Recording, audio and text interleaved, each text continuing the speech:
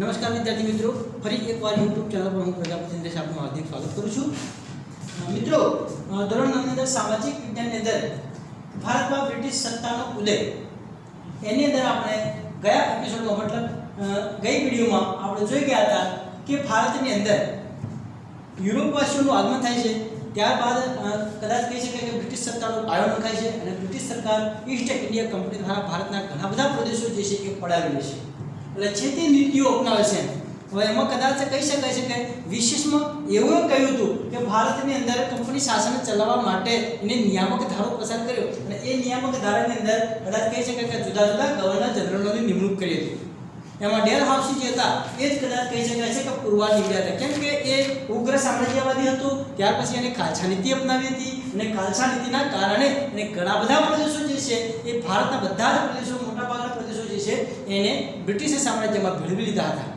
હવે બ્રિટિશ સામ્રાજ્યનું પાસું જે છે એ મજબૂત બની ગયું હતું। એટલું જ નહીં, આ જે ડેલહાઉસી જે છે એને કેટલાક સુધારવાદી કાર્યો પણ ભારતમાં કર્યા હતા, જેમ કે આપણે કહી શકીએ છીએ કે ભાઈ રેલવેની શરૂઆત, ત્યાર પછી સતી પ્રથા, ત્યાર પછી કદાચ કહી શકાય વિધવા પુનર્લગ્ન, બાળ પ્રતિબંધ, બરોબર, આ બધા જે હતા બાળ પ્રતિબંધ જે કહેવાય એ ઘણા બધા તાર વ્યવહાર જે છે આ બધા જ એને સુધારવાદી કાર્યો કર્યા હતા। ત્યાર પછીની વાત કરીએ કે હવે આગળ શું થાય છે તો કદાચ કહી શકાય કે 1757 નો જે પ્લાસીનો વિપ્લવ થયો તો એ પ્લાસીના વિપ્લવ બાદના 100 વર્ષના સમયગાળા દરમિયાન ભારતની અંદર ઘણું બધું માનહાનિ થઈ છે, ભારતના પ્રદેશને ઘણી બધી માનહાનિ થઈ છે। એમાં કદાચ કહી શકાય કે કંપની શાસનની આર્થિક અસરો અને કંપની શાસનની કેટલીક સામાજિક અસરો, આ બંને અસરો એટલી હદ પહોંચી ગઈ છે કે કદાચ કહી શકાય કે ભાઈ ભારત આનું નુકસાન વેઠી શકે એમ નથી। એમાં જોઈએ કે અહીંયા કહ્યું છે એ પ્રમાણે કે કંપની શાસનની આર્થિક અસરો, એટલે આર્થિક અસર એટલે સીધી વસ્તુ છે કે ભારતની પાસે જે પૈસો ટકો હતો, જે રૂપિયા સમૃદ્ધ હતું, એ સમૃદ્ધ નગર હવે ભારત રહ્યું નથી, કેમ કે બ્રિટિશ સામ્રાજ્યનું શાસન સ્થપાય છે ત્યારે બ્રિટિશરો જે છે એ ભારતની પ્રજાને ગમે તે ભોગે એની પ્રજા સત્તા જે છે એના પ્રદેશો જે છે એ પ્રદેશો પડાવવાના પ્રયત્નો કરી રહ્યા છે। આડકતરી રીતે જકાતો નાખે છે, મહેસૂલ ઉઘરાણું કરે છે, જો કોઈ વ્યક્તિ એનો ઇનકાર કરે તો ફટકા મારવાની યા તો જેલમાં પૂરવાની સજા કરે છે। આ બધા જ કદાચ ક્યાં કે શાન દાન દંડ અને ભેદ આ નીતિ બ્રિટિશરો જોડે છે અને એ જ નીતિ દ્વારા એ ભારતના લોકો જોડેથી પ્રદેશો પડાવવાના પ્રયત્નો કરી રહ્યું છે। હવે એક વસ્તુ છે કે આર્થિક અસરોની બાબતમાં કહીએ કે બ્રિટિશરોનું સામ્રાજ્ય વધે છે અને સામ્રાજ્ય વધે છે, કદાચ કહી શકાય કે એક સમય ભારત દેશ એવો હતો કે ગરમ મસાલા, તેજાના ગળી, રેશમી કાપડ આ બધાની વિદેશમાં નિકાસ થતી અને એના જ કારણે કદાચ કહી શકાય છે કે વિદેશની પ્રજા ભારતમાં આગમન થયું અને એ જ આગમન જે છે કે કદાચ કહી શકાય છે કે એ જ આગમનના કારણે અને આગમન થાય છે અને ભારત સરકારે એને જે વ્યાપાર કરવાની છૂટ આપી અને આ એનું જ માઠું પરિણામ અત્યારે આપણે ભોગવવું પડે છે અને જેના કારણે શું થાય છે કે ભારત દેશ સમૃદ્ધ ગણાતો કે જ્યાં કદાચ કહે કે ભાઈ કાચો માલ રો મટીરિયલ જે કહેવાય છે, રો મટીરિયલ એટલા પ્રમાણમાં પુષ્કળ પ્રમાણમાં પ્રાપ્ત થતું લોકોને કે જે તૈયાર કરી અને એ જ માલ વિદેશમાં પણ મોકલી શકતા હતા અને ભારતના લોકો વાપરતા। પણ હવે પછી શું થાય છે કે માત્ર અને માત્ર ભારત જે છે એ કાચો માલ પૂરો પાડનાર બની ગયો બ્રિટિશ સરકાર માટે, કેમ કે બ્રિટિશ સરકાર સર્વોપરી બની ગઈ, સત્તા બની ગઈ। હવે સરકાર ગણો તો બ્રિટિશરોની અને માત્ર અને માત્ર ઉચ્ચ અધિકારીઓ જે ગણો તો બ્રિટિશ સરકારના। ભારતનો તો કોઈ મોટો અધિકારી છે જ નહીં, પદવી ઉપર યા તો સત્તા ઉપર ભારતનો કોઈ અધિકારી હતો નહીં, કેમ કે એ વખતે રજવાડાઓ હતા, રાજ્ય શાસન ચાલતું હતું એટલે જે તે રાજાઓ હતા એ રાજાઓ જ્યારે ત્યારે બ્રિટિશ સરકાર સાથે હારી જાય યુદ્ધમાં તો પછી એ પ્રદેશ જે છે એ બ્રિટિશ સરકારમાં ભળી જતો, માટે હવે એમનું શાસન રહ્યું નથી, માટે પ્રજા જે છે એ પ્રજા હાર મારી ભોગવે છે। હવે શું થાય છે કે કાચો માલ પૂરો પાડનાર દેશ બની ગયો એટલે બ્રિટિશરોને તો આટલું જોઈતું જ હતું, કેમ કે ભારતની અંદર પગ પેસારો થયો પછી ધીમે ધીમે પોતાના ઉદ્યોગો સ્થાપિત કર્યા। બ્રિટિશ કદાચ કહી શકાય કે એમણે આ જે બ્રિટિશ સરકાર જે છે એણે ઈસ્ટ ઇન્ડિયા કંપનીની સ્થાપના કરી એટલે બ્રિટિશ ઈસ્ટ ઇન્ડિયા કંપની એવું નામ આપ્યું અને એના પછી એ જ કંપની થ્રુ એને મુંબઈને કેન્દ્ર બનાવી દીધું। કે એ જે મુંબઈના કેન્દ્ર દ્વારા એ માલને વિદેશમાં પહોંચાડતા, મતલબ પોતાના દેશની અંદર પહોંચાડતા. એટલે કદાચ કહી શકાય કે કાચો માલ તૈયાર થાય અને કાચો માલ પૂરો પડે છે અને તૈયાર માલ થાય છે. એ તૈયાર માલનો જે કદાચ ઉચ્ચ ક્વોલિટી કહેવાય, એ ઉચ્ચ ક્વોલિટી જે છે એ દરિયાઈ માર્ગે જે છે એ વિદેશમાં પહોંચાડતા, પોતાના દેશમાં પહોંચાડતા. અને ભારતના લોકો માટે તો કદાચ કહી શકાય કે વેસ્ટેજ જે વધે છે એ જ ભારતના લોકોને મળતું હતું. બીજી વસ્તુ અહીંયા કહ્યું છે કે તૈયાર માલના વેચાણ માટેનું કેન્દ્ર બજાર બની ગયું ભારત. એક તો કાચો માલ ભારતમાંથી જ લેવાનો અને એ જ તૈયાર થયેલો માલ અને એની અંદર સારો માલ તો પોતાના દેશમાં પહોંચાડવાનો અને વધઘટ જે માલ છે એ માલ જે છે એ ભારતના લોકોને આપવાનો. આ એક એમની નીતિ હતી કે જેના કારણે ભારતની ચમક જે છે એ ઝાંખી પડી જાય છે. અહીંયા કહ્યું છે કે બંગાળની ચમક ઝાંખી પડી ગઈ. શાના કારણે? દ્વિમુખી શાસન પદ્ધતિના કારણે. આ દ્વિમુખી શાસન પદ્ધતિ એવી પદ્ધતિ હતી કે અહીંયા રાજા શાસન કરે પણ નામ માત્રનો જ રાજા હતો, બાકી વહીવટ તો ચાલતો હતો બ્રિટિશ સરકારનો. એટલે અહીંયા કહી શકાય કે નામ માત્રની સત્તા સરકારની, નામ માત્રની સરકાર જે છે એ જે તે પ્રદેશના કે જે તે પ્રાંતના રાજાની અને વાસ્તવિક સરકાર જે છે એ બ્રિટિશ સરકાર છે. એટલે સર્વોપરી તો બ્રિટિશ સરકાર જ હતી. એટલે બ્રિટિશ સરકારના કારણે અને જે દ્વિમુખી શાસન પદ્ધતિ અપનાવી છે એના કારણે ભારતની બંગાળની ચમક જે છે એ ઝાંખી પડી જાય છે. એની સાથે સાથે ભારતની પણ ચમક ઝાંખી પડે છે. એટલે બ્રિટિશ સરકારની અન્યાય મહેસૂલી નીતિ એના પછી આવે છે. મહેસૂલ ઉઘરાવવાનું શરૂ કરે છે. કેમ કે ભારતની અંદર હજુ પણ ક્યાંક હુન્નર ઉદ્યોગો કે લઘુ ઉદ્યોગો કે ગૃહ ઉદ્યોગો ચાલતા ક્યાંક બરોબર. તો એ જે છે એની અંદર એમને મહેસૂલનું ઉઘરાણું કર્યું કે આટલા ટકા મહેસૂલ તમારે ભરવું પડશે. એટલે એ મહેસૂલની નીતિ જે છે એના કારણે પણ કે આર્થિક નુકસાન ભોગવવું પડે છે ભારતના લોકોને. ત્યાર પછીની વાત કરે છે કે ખેડૂત જે છે એ પાયમાલ બની ગયો અને દેવાદાર બની જાય છે. કેમ કે ખેડૂત જોડે તૈયાર માલ રહેતો નથી. ખેડૂત ખેતી કરે છે, કોઈ પણ પ્રકાર અનાજ ઉત્પન્ન કરે છે, માની લો કે રવિ પાક છે કે ઉનાળુ પાક છે કે ચોમાસું પાક છે, બરોબર, એ મજૂરી કરી અને તૈયાર કરે છે અને તૈયાર કરી અને વેચવા માટે કોના જોડે જાય છે? તો બ્રિટિશ સરકાર જોડે. કેમ કે ભારતના લોકો જોડે તો પૈસો છે નહીં. એટલે બ્રિટિશ સરકાર જે છે એ સસ્તા ભાવે અનાજ લઈ લે છે. માટે શું થાય છે કે ભારતનો ખેડૂત જે છે એ પાયમાલ બની જાય છે અને દેવાદાર બની જાય છે. કેમ કે ફરીવાર જ્યારે વાવેતર કરવાનો સમય આવે છે ત્યારે એમની પાસે અનાજ હોતું નથી. તો શું કરશે કે બ્રિટિશ સરકાર અંગ્રેજો જે છે એમના જોડેથી કદાચ કહી શકાય કે વ્યાજમાં નાણાં લાવે છે અને એ ખેતી કરે છે. હવે એના પર વ્યાજનું વ્યાજ ચડતું જાય છે એટલે ભારતનો ખેડૂત જે છે એ દેવાદાર બની જાય છે. એટલે આ એક એમની કૂટનીતિ હતી. ત્યાર પછી શું થાય છે કે કારીગર ભારતનો જે છે એ બેકાર બને છે અને ગરીબ બની જાય છે. સીધી વસ્તુ છે કે બેકાર બને તો ગરીબ બને. કેમ કે ભારતના ઉદ્યોગો જે હતા, કુટીર ઉદ્યોગો કે લઘુ ઉદ્યોગો કે ગૃહ ઉદ્યોગો જે હતા એ પડી ભાંગે છે. અને આ ઉદ્યોગો પડી ભાંગે છે માટે ભારતનો જે તે કુશળ કારીગર હતો એ બેકાર બને છે અને બેકાર બને છે માટે એ ગરીબ બની જાય છે. અને ગરીબી એ કદાચ આપણે જાણીએ છીએ કે સૌથી મોટું દુશ્મન છે ભારતનું. બરોબર. એટલે હજુ સુધી પણ કહી શકાય કે ભારતમાં ઘણી બધી પ્રજા એવી છે કે જે ગરીબ છે. બરોબર. ત્યાર પછી શું કહે છે કે હુન્નર ઉદ્યોગો જે હતા એ તૂટી ગયા. કેમ કે કંપની સરકાર છે, બ્રિટિશ સરકાર છે. બ્રિટિશ સરકાર ઉત્પન્ન તૈયાર માલ જે છે એની જોડે આધુનિક કેટલાક સાધનો છે કે જેના કારણે કદાચ કહી શકાય કે માલ ઉત્પન્ન કરે છે, સસ્તા ભાવે કાચો માલ લે છે અને મોંઘા ભાવે એ જ તૈયાર થયેલો માલ વેચે છે.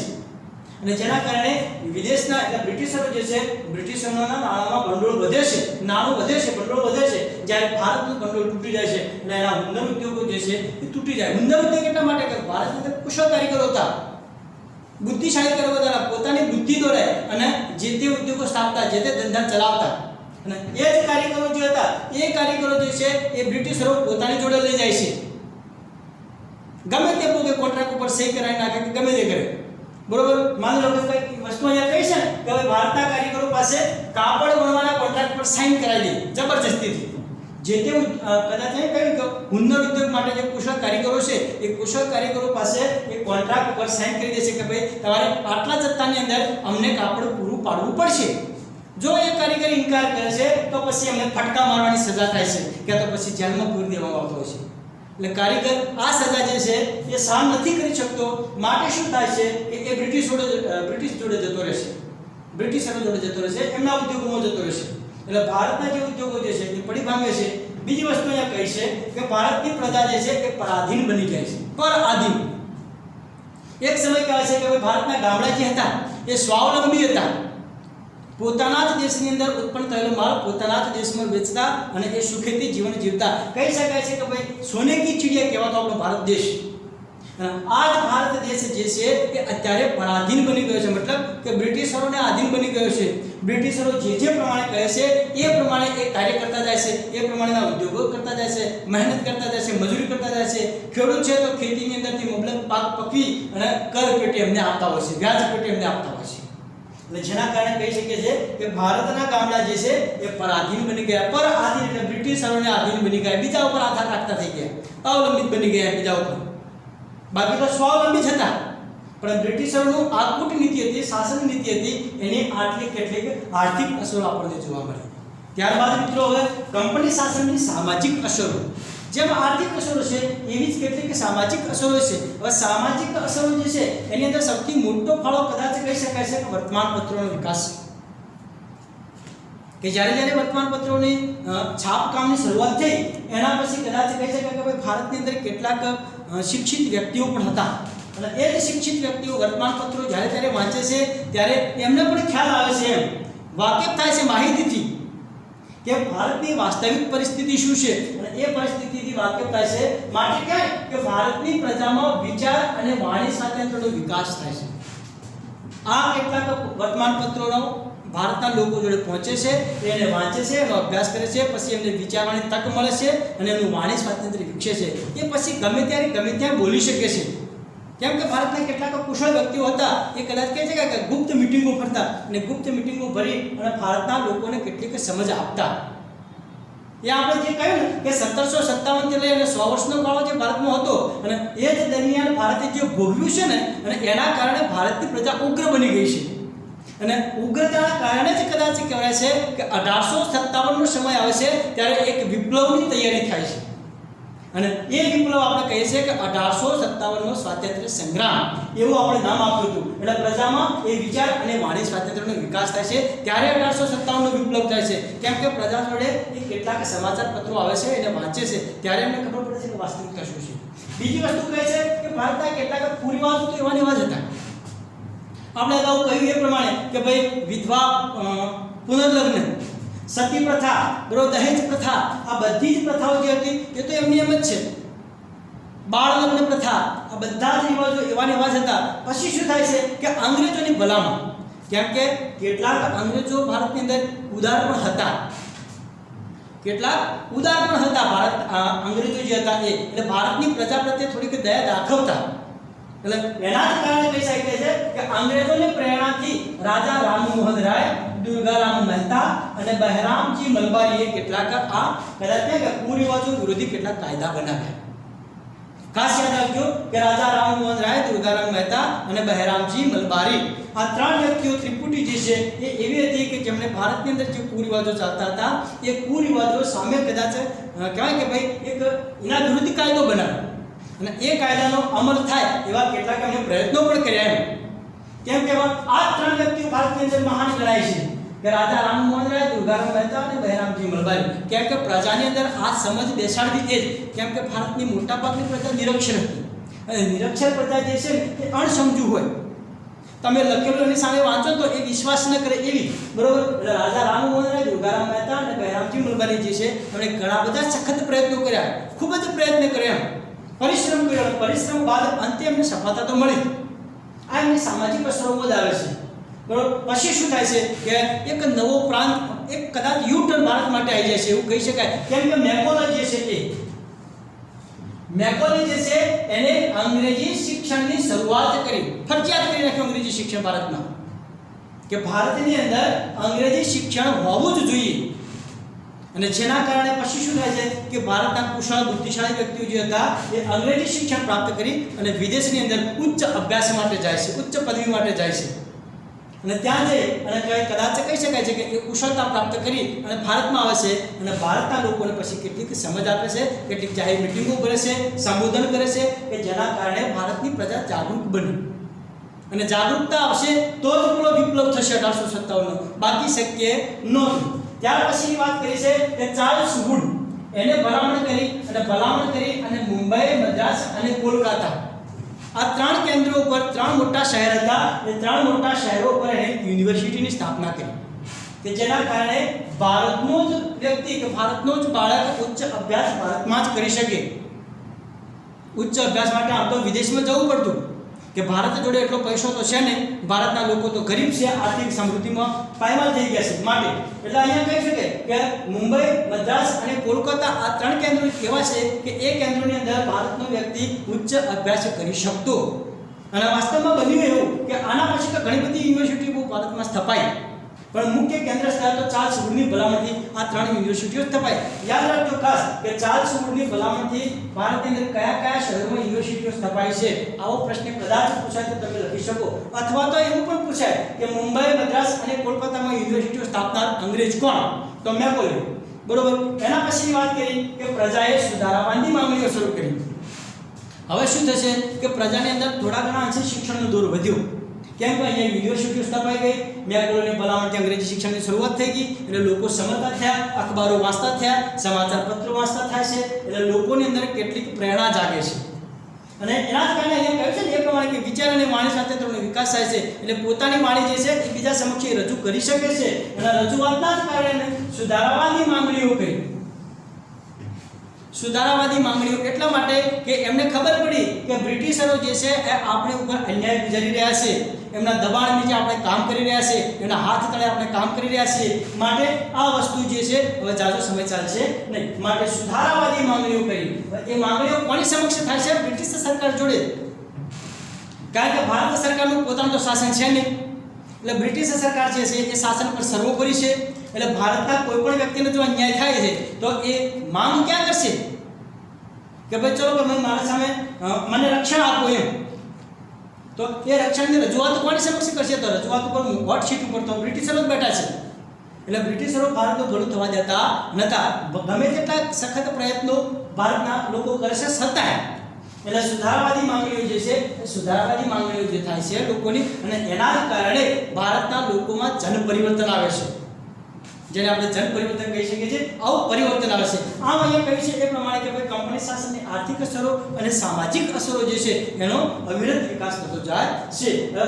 કદાચ કહી શકાય કે કંપની શાસનની જે સામાજિક અસરો જે છે એમાં કદાચ કહી શકાય કે આર્થિક અસરો કરતાં એની અંદર થોડા ઘણા અંશે લાભ થયો છે ભારતના લોકોને. લાભ એટલા માટે થયો છે કે વર્તમાનપત્રનો વિકાસ થયો. માટે ત્યાર પછી મિત્રો ઉપસંહારની વાત કરીએ કે આમ આપણે કહીએ છીએ કે ભારતના જે ગરમ મસાલા જે છે કે તેજાના છે કે મરી મસાલા છે કે ગળી છે કે રેશમી કાપડ છે કે ઊની કાપડ છે, બરોબર, એની જે માંગ વિદેશમાં હતી એના કારણે વિદેશના લોકો ભારતમાં આવે છે અને ભારતની અંદર પોતાની સત્તા સ્થાપી નાખે છે, વ્યાપારી કોઠીઓ સ્થાપી નાખે છે અને ભારતના લોકો પર પોતાની સર્વોપરિતા સ્થાપે છે. અને ભારતના ઘણા બધા એવા પ્રદેશો હતા કે જે પોતાની સાથે ભેળવી લેશે. એટલે બ્રિટિશ સામ્રાજ્ય જે છે એ સત્તાધારી બની જાય છે. એટલે કદાચ કહી શકાય કે પદ ઉપર સૌથી વિશેષ મહત્વ આ બ્રિટિશ સરકારનું જ છે. પણ છતાંય કહી શકાય છે કે બ્રિટિશ સરકારને જેટલો ફાયદો થયો છે એની સાથે સાથે જાણે અજાણે પણ અપવાદરૂપ પણ ભારતને પણ ક્યાંક ફાયદો થયો છે. એ ખાસ યાદ રાખજો. કેમ કે ડેલ હાઉસી જેવા વ્યક્તિઓ જે છે એ મેકોલે જેવા વ્યક્તિઓ જે છે એ અને અહીંયા કહ્યું છે એ પ્રમાણે ચાર્લ્સ વુડ જેવા વ્યક્તિઓ જે છે કે ઘણા બધા અંગ્રેજો એવા હતા કે જે જાણે અજાણે પણ ભારતની મજાક કરતા, ક્યાંક એમની મદદ કરતા, જાણે અજાણે પણ ભારતના લોકોની મદદ કરતા અને એ જ મદદ જે છે એ ભારત માટે સાચી પુરવાર થાય છે. તો વિદ્યાર્થી મિત્રો આજે આપણે ભારતમાં બ્રિટિશ સત્તાનો ઉદય પાઠ 1 અહીંયા પૂર્ણ કરીએ છીએ. આનો જે તે સ્વાધ્યાય કાર્ય જે છે એ તમારે ઘરે હોમવર્કમાં લખી દેવું. અને બીજી વસ્તુ ખાસ કે આ વિડીયો જોયા પછી બીજા દિવસે કે એ જ દિવસે ટાઈમ મળે એ સમયે તમારે પાઠ્યપુસ્તકની અંદર એનો ઊંડાણપૂર્વક અભ્યાસ કરી લેવો. જ્યાં ન ખબર પડે ત્યાં ડાઉટ એક નોટબુક રાખવાની, ત્યાં ડાઉટ કરી અને પોઈન્ટ લખી દેવા કે જ્યારે ત્યારે શાળા શરૂ થશે અથવા તો તમે ઓનલાઈન પણ મૂકી શકો છો. કેટલી